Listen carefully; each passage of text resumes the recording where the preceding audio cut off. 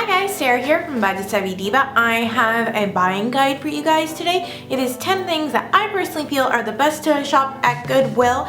I go to Goodwill quite frequently, and these are the top 10 things I would suggest buying. It's the best value. If you would like me to do the top 10 things I think are bad value at the Goodwill, just like this video and comment that you would like that video, because then I know to make it. Okay, so the first thing is books. One thing that I always look for at the Goodwill are cookbooks. You can get them for really great value. A lot of times they might have like little notes in it that somebody wrote. I love picking up cookbooks, getting ideas, that sort of thing. And cookbooks kind of range only a couple dollars, maybe 99 cents, and they're never really over $5, so I think it's a really good deal. I'm one of these people, I actually like having a cookbook more than looking at, let's say, a recipe online. Second thing are lamps. Now, I just moved into a new place, as you can see, so I'm planning on going to the Goodwill to try and get some lighting for my office. You can buy new lighting, let's say at IKEA, but you can actually find a lot of really great deals at the Goodwill for really kind of unique pieces. Just make sure to ask to plug in the lamp to make sure it works. When you're at the Goodwill before you buy. Next thing are plates. I buy so many plates at the Goodwill. I usually go there and I scout for like vintagey sort of things. I do a lot of recipes and I really like unique like plates to take pictures of my food on, and I've found really great things. Actually, I live in Portland and I found a Knott's Berry Farm plate, which is a kind of like a theme park in like near Los Angeles, right outside Los Angeles. So I bought it because it just reminded me of my childhood, and it's kind of unique that it was in Oregon, though it's not super far away, but it wasn't something I would expect to find in Portland. Another thing are mugs. Mugs are super awesome and wonderful. I have a video coming up where I'm going to show you a really cool craft to do for Christmas with a mug, and they are great value. Also teacups, a lot of people, I have this craft, I'll link it down below, which is my teacup candle craft. I show you guys how to make a candle in a teacup, and it's really pretty, perfect for Christmas, perfect pretty much for anything. And I suggest to go to the Goodwill to pick up your teacups because they are there for a really inexpensive price. If you're like under $4 for a little vintage teacup, that is pretty much the price that I would be willing to pay for a really cute teacup. Next thing are clothes. Okay, so I have a funny story for you guys.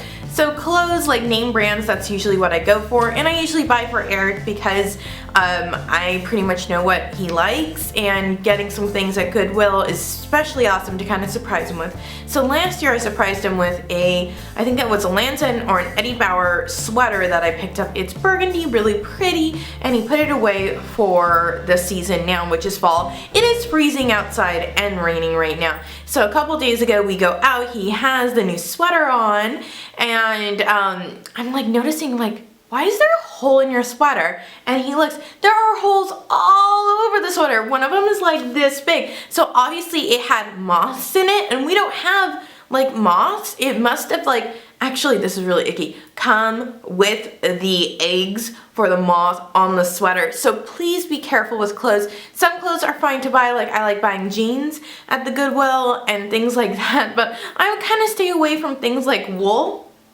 I couldn't believe it. Like the first time he really wears it and there's holes all over it. I'm glad that I didn't pay too much for it, but that is a lesson learned from me. Okay, so the next thing are picture frames, and I did this really cool craft actually a little while ago about a picture frame and making it into a really cool bulletin board, which I will link below for you guys. I really am a person who loves art in their home, like just around my house. I have tons of pictures, and it's a great place to find really unique prints or paintings. Also a lot of cool frames that you can use for crafts as well. So picture frames and art. The next thing are small appliances. So small appliances, like we just moved house, and there are small appliances that I packed up and I'm like, I have not used this in years, and we gave away to the Goodwill because we aren't using it, and it's better to go to somebody else than be stuck in our store. People do that as well. They give away their items that they don't use after they move, and it's a great way to pick up like Crock pots, I've seen crock pots there for under $10. Coffee makers is another big one. People usually like upgrade, and the items are still good, but they give them away to the Goodwill. Just make sure to be able to plug it in and make sure the product actually works. I do know that Goodwill does plug it in to make sure things work before they put it on the floor. I would just like to double check, because the worst thing in the world is having to return something. I hate returning stuff, even like though I want my money back. I'm like, oh, having to go to the store and having to explain why it doesn't work. That is the vein of my existence. The next thing is glasses. I love getting glasses at the Goodwill. Wine glasses. I break glasses all the time. And same thing with sunglasses. I know they're two different things, but glasses in terms of like stemware, I break sunglasses. This is why I buy very inexpensive wine glasses and sunglasses, because I break them or I lose them. I don't lose wine glasses though, but it's a great place to buy it. Another great place is IKEA to buy wine glasses, but that's a whole other buying guide for you guys. If you want an IKEA buying guide, just comment down below, because I love IKEA and I just went on huge shopping sprees there. Next thing are handbags. I've gotten a lot of handbags from Goodwill. I love my Goodwill, like they color coordinate them, and I love red. So I always go for like the red handbags and stuff, and I'm like able to like sift through everything. And but they don't really have name brands, but if you're just wanting something that's fun within the season, it's a great buy. Just don't spend too much money on stuff. Make sure to look on the inside to make sure that it is clean.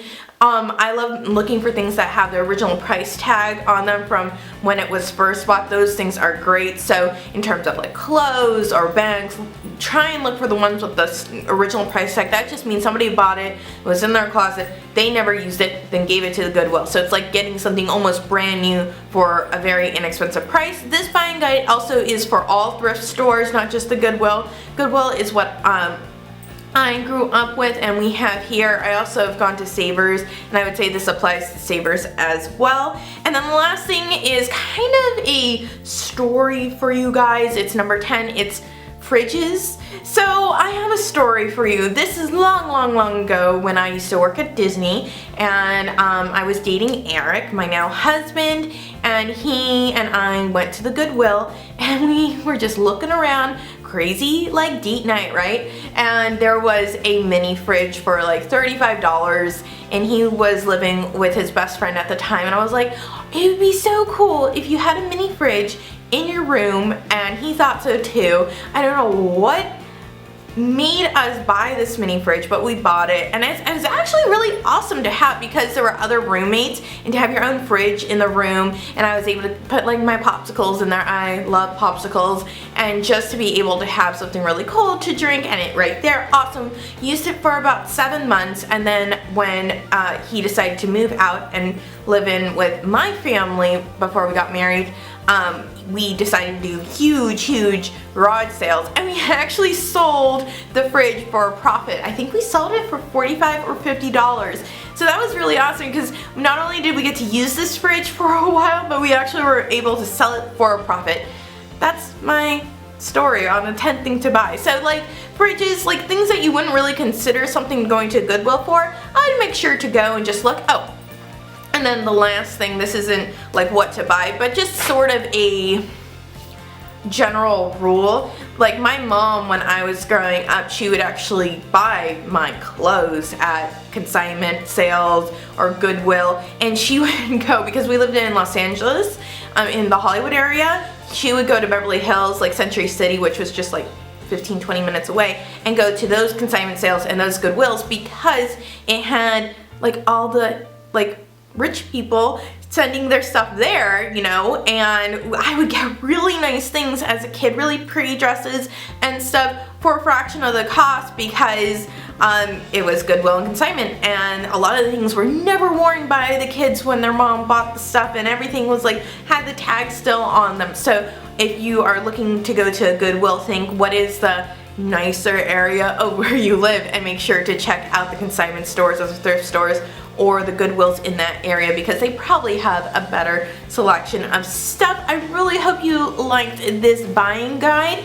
I I will list a link below of more buying guides. If you haven't checked out my site already, BudgetSavvyDiva.com. I post all the time, and we're getting ready for Black Friday, and I'm posting a bunch of Black Friday stuff on there. I am a Black Friday like fiend. I love Black Friday, so make sure to check out my buying guides for Black Friday, which I will link below. What to buy on Black Friday, what not to buy on Black Friday. And guys, I love you, and bye until next time.